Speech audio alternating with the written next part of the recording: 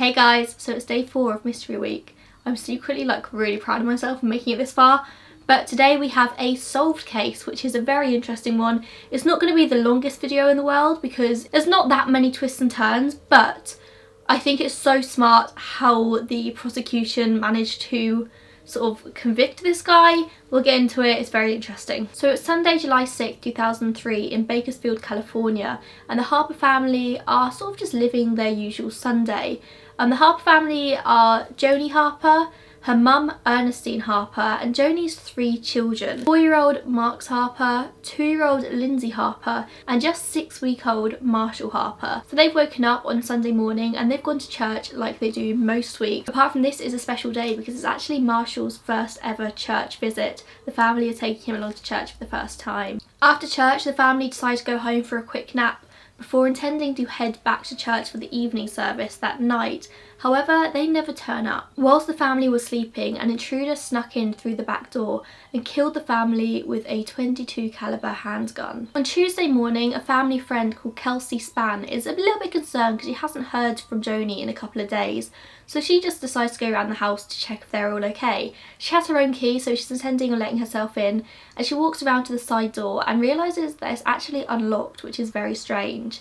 So she walks into the house. At 7 AM, the police receive a phone call. The whole family had been murdered and the scene was absolutely horrific. Joni was found lying face down in bed. She had 3 gunshot wounds in her head, 2 in her arm, and she'd been stabbed 7 times. Lying next to her under a pillow was 6-week-old Marshall, who had been shot once in the head. Mark was also on the bed. He had a gunshot on the right side of his head and the fingertips on one of his hands had actually been bitten down to the bone. So for me, this makes me think that he'd seen what was going on and was so scared he was just had his fingers in his mouth, just biting down to maybe stop himself from screaming. And he's literally bitten down to the bone, which is just a horrible image. And then Lindsay was at the foot of the bed. She was shot in the back. Ernestine Harper wasn't in the bedroom. She was in the hallway and she had 2 shots in her face. Also lying next to Ernestine was her pistol, which she had been clearly using to try and defend the family against the intruder. The police's immediate family was Joni's estranged husband, Vincent. So Vincent and Joni had originally married in the year 2000, but they got the marriage annulled just the year after due to Vincent's infidelity. In 2003 they reunited and they got married again, and Joni fell pregnant with Marshall. However, just a few months later in April 2003, Vincent had moved out again. Vincent was a well-known and well-liked man in the Bakersfield community. He was a Christian man, everyone liked to go to him for advice, and he was also the vice principal at a nearby elementary school. He was well educated. He had a bachelor's degree from Norfolk State University and a master's degree from California State University. He didn't really fit the profile of somebody who would violently murder their family, but the police knew that there was something off about him. He had been married 4 times, 2 of those times to Joni, and he had previously been jailed for spousal abuse. He'd had 6 days in jail and he was put on probation in 1988. And in 1996, Vincent also faced sexual harassment claims from a colleague at work, but this didn't really seem to go anywhere. Vincent was never punished for anything. So he was always the police's #1 and only suspect in this. But it took them 9 months to arrest him because they just had nothing on him whatsoever. It turns out that he actually had quite a solid alibi at first glance. Turns out that on Wednesday, July 2nd, he had actually flown to Columbus, Ohio to visit his brother. And from what it seemed, he'd spent the next few days in Ohio with his family. So he couldn't be in 2 places at once. He couldn't be murdering his family in Bakersfield, California, whilst he's in Columbus, Ohio, surely. Vincent's trial began on February 2nd, 2007, and he pled not guilty. According to the defence, he had cell phone activity in Ohio at the time that the murders were taking place.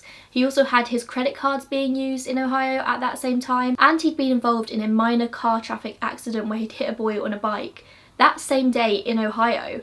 It couldn't have been him, clearly. However, the prosecution managed to knock these claims down one by one. They found out through CCTV in a local Walmart that it wasn't Vincent who had been using his credit card, it was his brother, and his brother had forged Vincent's signature. So that was one knocked out of the park. Second one is they managed to get the Columbus police to track down who was actually involved in this car traffic accident in Columbus, and it wasn't Vincent at all, it was just a random guy. The third point here is the cell phone activity, and I couldn't actually find anything to dispute this. I don't really know how the prosecution argued this in court, but I'm assuming that maybe he just left his cell phone in Ohio.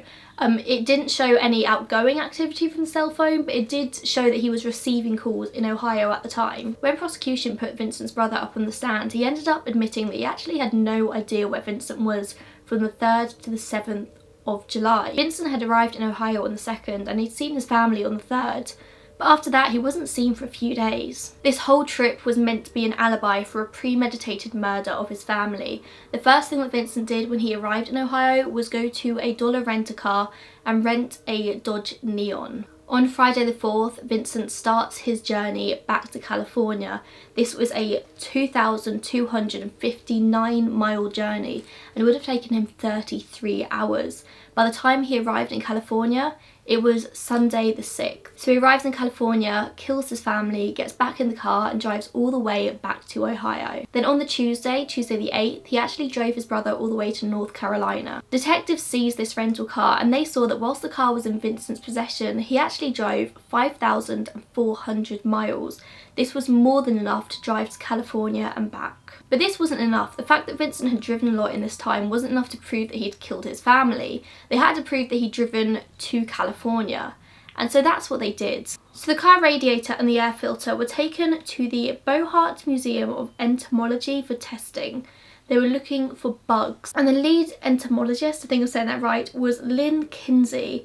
And she took the stand and she said there were dead insects found in the radiator that were only found in the west of the country. And not just the west, very specifically found through the Rocky Mountains and around the other side. And they were also only out at night. Through this, she concluded that whoever had driven the car had driven it through the night through the Rocky Mountains, and therefore all of these very specific dead bugs had been caught in the radiator. Combined with the extortionate mileage on the car, this was enough to convince the jury that Vincent Brothers was the man who killed his family. This guy who went to such huge lengths to try and get himself an alibi for these murders ended up being convicted on dead bugs, which I think is so smart of the police. In the end, he was found guilty of 5 counts of first-degree murder and he was sentenced to death row. However, I do think it's also worth noting here that he did drive over 2,000 miles to California, but not once did they find any surveillance footage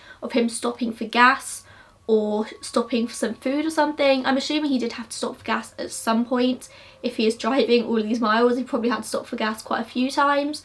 But I do think that is something which maybe might have been overlooked in the trial. But he is guilty, he is currently on death row, and he brutally murdered his family. There have never been any other suspects in this case. So I hope you enjoyed this one. I'm aware this is probably going to be a shorter video, but I just think this case is so interesting, how he was convicted. It's so smart what they can come up with these days. But yeah, thank you so much for watching. If you did enjoy, give this video a thumbs up and make sure you chat to me in the comments down below. Subscribe to my channel and I will see you in tomorrow's video. Bye guys.